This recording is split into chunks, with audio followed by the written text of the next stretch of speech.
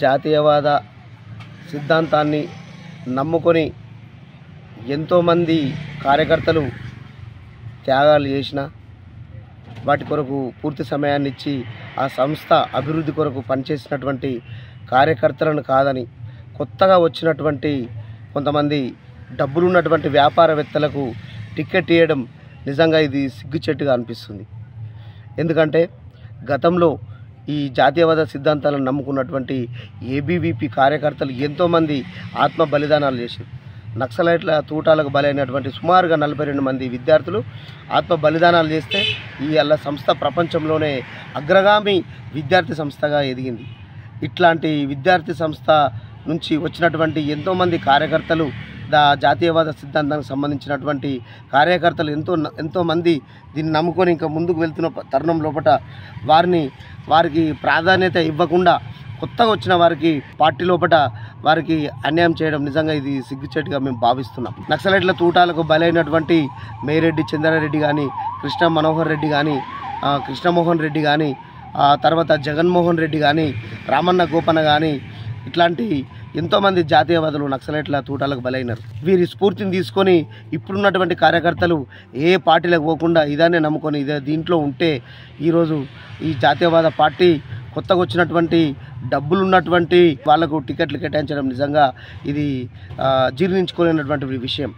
ఇదే జాతీయవాద సిద్ధాంతాన్ని నమ్ముకున్నటువంటి కామారెడ్డి పట్టణానికి చెందినటువంటి రంజిత్ మోహన్ గారు గత 6 సంవత్సరాల క్రితం జరిగినటువంటి ఎమ్మెల్సీ ఎలక్షన్లో బీజేపీ పార్టీ నుంచి టికెట్ ఆశిస్తే ఆయనకు ఇవ్వకుండా ఎవరికో టికెట్ ఇస్తే అది డిపాజిట్ కూడా గల్లంతైంది.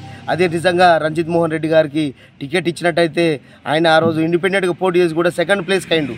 ఆయనకే నిజంగా భాజపా నుంచి టికెట్ ఇస్తే నిజంగా గెలిచేవాడే. అట్లాంటి ఆ మారుమూల ప్రాంతం నుంచి వచ్చినటువంటి రంజిత్ మోహన్ గారు ఆయన వామపక్ష భావజాలాన్ని వ్యతిరేకిస్తూ నక్సలైట్ భావజాలాన్ని సిద్ధాంతాన్ని వ్యతిరేకిస్తూ ఎంతోమంది లాఠీ దెబ్బలకు తిని చాలామంది జాతీయవాదులకు స్ఫూర్తి నింపినటువంటి వ్యక్తిని పక్కన పెట్టి ఆ రోజు కూడా వేరే వాళ్ళకి ఇచ్చారు.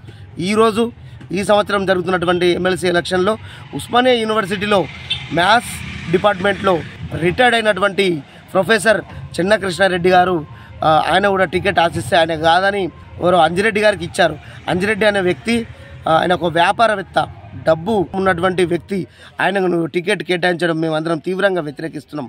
చెన్నా కృష్ణారెడ్డి గారు తెలంగాణ ఉద్యమం నుంచి ఏబీవీపీలో వరుసగా 3 సార్లు రాష్ట్ర అధ్యక్షునిగా పనిచేసినటువంటి చరిత్ర చెన్నా కృష్ణారెడ్డి గారిది. ఆయన ఎంత మంచోడంటే చాలా మంచి మనసు కలిగినటువంటి వ్యక్తి, నిర్మలమైనటువంటి వ్యక్తి, కల్మషం లేనటువంటి వ్యక్తి. సార్ అంటే నేను ఉన్నాను, ఆపదలో ఉన్నటువంటి విద్యార్థులను ఆదుకున్నటువంటి ఆపద్ బాంధవుడు. ఏబీవీపీకే కాకుండా బీజేపీ పార్టీ కూడా ఎన్నో సేవలు అందించినటువంటి ఒక గొప్ప వ్యక్తిని కాదని ఈరోజు వేరే వ్యక్తికి సీట్ కేటాయించడం నిజంగా సిగ్గుచేటు. ఇది అందరం ఆలోచించుకోదగినటువంటి విషయం. పట్టభద్రులు ఎవరైతే ఉన్నారో ఈ పార్టీని ఏబీవీపీ కానీ, ఆర్ఎస్ఎస్ కానీ, బజరంగ్ దళ్, హిందూవాహిని, సేవాభారతి ఇట్లాంటి సంస్థలలో పనిచేస్తున్నటువంటి పట్టభద్రులందరికీ కూడా కార్యకర్తలందరికీ నేను చేతులు జోడించి నమస్కరిస్తున్నాను. ఈ విషయాన్ని కూడా మనం అందరం ఆలోచించాలి. మనం ఎన్నో రోజుల నుంచి మనం నమ్ముకొని పనిచేస్తున్న తరుణం లోపల మనల్ని కాదని, మన కార్యకర్తలను కాదని, మన పెద్దవాళ్ళని కాదని కొత్తగా వచ్చా వారికి డబ్బున్న వారికి టికెట్ కేటాయిస్తే మనం మనసు అమ్ముకొని ఓటు వేస్తే అది ఎక్కడికి దారి తీస్తుందో మనందరికీ తెలుసు, మనం ఊహించుకోవచ్చు. మీ అందరికీ కూడా ఒకటే విజ్ఞప్తి చేస్తున్నా, మనం దయచేసి 27వ తారీఖు నాడు జరిగేటువంటి ఎలక్షన్ లోపల చెన్నా కృష్ణారెడ్డి గారు సార్ యొక్క serial number 27, election 27, sir number కూడా 27. చెన్నా కృష్ణారెడ్డి మర్పడ్గా వారి పక్కన 1వ నెంబరు 1వ ప్రాధాన్యత ఓటేసి వారిని భారీ మెజారిటీతో గెలిపించాలని మీ అందరిని కూడా మనస్ఫూర్తిగా కోరుకుంటున్నాను. జై హింద్, జై భారత్, భారత్ మాతాకి జై.